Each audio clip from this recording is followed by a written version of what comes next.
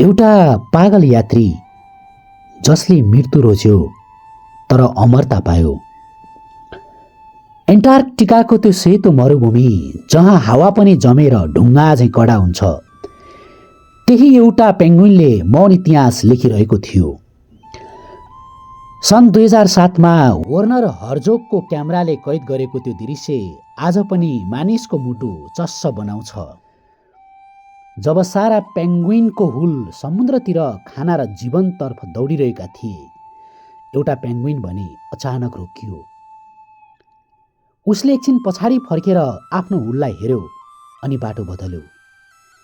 ऊ समुद्रतिर होइन, अनकन्टार हिमालतिर लाग्यो, जहाँ मृत्यु बाहेक केही थिएन। किन हिँड्यो ऊ एक्लै?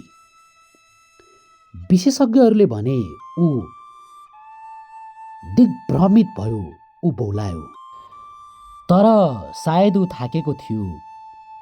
एउटै भिडमा हिँड्दा हिँड्दा, एउटै नियममा माछु भन्दै बाँच्दा बाँच्दा उसले रोजेको बाटोमा न माछा थियो, न साथी, न बाँच्ने कुनै आशा र आधार थियो। तर उसका साना पाइलाहरूमा एउटा अडिग दृढता थियो। मानव ऊ भन्दै थियो, अरूको नक्कल गरेर बाँच्नुभन्दा आफ्नै बाटोमा हराउनु मलाई स्वीकार्य छ। ऊ पहाड चढ्दै गयो, क्यामेराले पछ्याइरह्यो। अन्ततः ऊ हिउँमा एउटा सानो थोप्लो मात्रै बन्यो। ऊ फर्किएन। उसलाई थाहा थियो भोकले मर्नेछ, चिसोले जम्नेछ, तर भिडको दास बन्नुभन्दा उसले एकान्तको स्वतन्त्रता रोज्यो। हिउँमा बनेका उसका पाइला केवल जनावरका निशान थिएनन्, ती त हामी जस्ता लाखौं मानिसका मौन चित्कार थिए, जो भिडमा भएर पनि एक्ला छन्। अब हाम्रो मनको पेङ्गुइन, हामी पनि कहिलेकाहीँ त्यही पेङ्गुइन जस्तै हुन्छौँ। संसार भन्छ यता जाऊ उता जाऊ, यहाँ सफलता छ त्यहाँ सफलता छ, तर मन भने अर्कै पहाड चढ्न खोजिरहेको हुन्छ। मानिसहरूले त्यसलाई निराशा भन्छन्, पागलपन भन्छन्, निहिलिज्म भन्छन्, तर सायद त्यो त आफ्नै आत्माभित्रको विद्रोह हो, जसले आफ्नै अस्तित्व खोज्ने साहस उब्जाएको हुन्छ।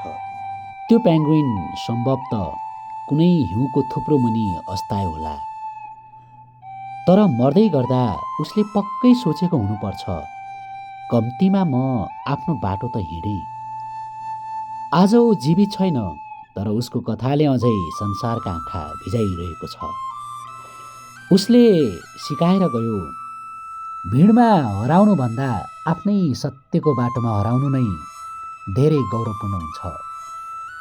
अरूको नक्कल गरेर सुरक्षित बाँच्नुभन्दा परिणाम जेसुकै भए पनि आफ्नै बाटो हिँड्नु मानवताको सबैभन्दा ठुलो साहस हो। जित केवल उपलब्धि प्राप्त गर्नु मात्र होइन, बरु हार निश्चित हुँदाहुँदै पनि आफ्नो मूल्य मान्यतामा अडिग रहनु वास्तविक जित हो। एक्लोपन सजाय होइन, यो भिडको दासताबाट मुक्त भएर आफैलाई भेट्ने एउटा पवित्र तीर्थयात्रा हो। छोटकरीमा भन्नुपर्दा एक्लो हुनुको अर्थ हार्नु होइन, बरु आफू हुनुको प्रमाण दिनु हो। यो पेङ्गुइनबाट हामीले यस्ता कयौं कुराहरू सिक्न सक्छौँ र सिकिरहेका छौँ र सिकिरहनेछौँ। यो पेङ्गुइन आज संसारमा त छैन, तर संसारका मान्छेहरूको मन जितेर सदाका लागि अमर बनेर गएको छ।